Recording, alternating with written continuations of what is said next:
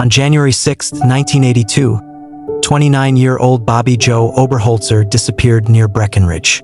The following day, her body was found in a remote area outside town.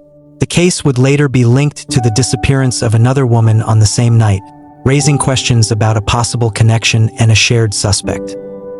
Bobbie Jo Oberholtzer lived in Alma, a small town near Breckenridge. She was married and worked as a legal secretary. On the evening of her disappearance, she had been socializing with friends at a local bar in Breckenridge. Due to heavy snowfall that night, travel conditions were difficult, and hitchhiking was not uncommon in the area at the time. She was described as responsible and familiar with the local environment. Her routine and movements that evening were considered typical, and there was no indication that she anticipated any danger. On January 6, 1982, Oberholtzer spent the evening at a bar in Breckenridge. At some point during the night, she decided to return home to Alma. Because of the snowstorm and limited transportation options, she began hitchhiking along the highway. She was last seen leaving the bar and attempting to secure a ride. The exact time she disappeared is not definitively established, but it is believed to have occurred late in the evening. On January 7th, her body was discovered off a rural road several miles south of Breckenridge. She had been shot and showed signs of having been restrained. Personal items, including parts of her clothing, were located at or near the scene. On the same night, another woman, Annette Schnee, also disappeared after leaving a different location in Breckenridge and attempting to hitchhike home. Her body was not found until months later in a separate area. Authorities quickly began investigating both disappearances and noted similarities between the two cases. Both women were last seen hitchhiking during the same snowstorm, and both were later found in remote locations.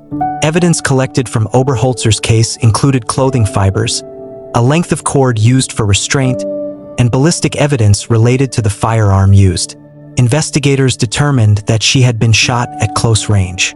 In the years following the murders, law enforcement pursued multiple leads, but did not identify a suspect.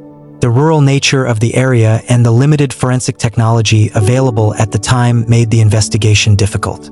The cases remained open and were periodically revisited as new forensic methods became available. One primary theory was that a single individual was responsible for both Oberholtzer's and Schnee's deaths, based on the timing, location, and similar circumstances.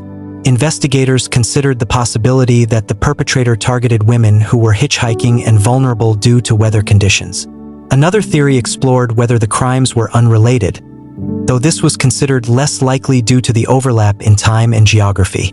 Authorities also examined individuals known to be in the area at the time, including local residents and travelers, but no conclusive link was established for many years. Decades later, advances in DNA analysis allowed investigators to re-examine evidence collected from the original crime scenes. Forensic testing identified genetic material that could be compared against modern databases. In 2021, authorities announced that a suspect had been identified through DNA evidence. The individual had previously lived in the region at the time of the murders. However, the suspect had died by suicide in 1983, shortly after the crimes occurred. The identification was based on forensic genealogy, a method that uses DNA from relatives to establish connections. This development provided investigators with a probable resolution to both cases, though no trial or conviction was possible due to the suspect's death. The Bobbie Jo Oberholtzer case remained unsolved for nearly 4 decades. The eventual identification of a suspect through DNA analysis marked a significant development in the investigation. While the case is now considered cleared by authorities, the absence of a formal prosecution means that it remains unresolved in a legal sense.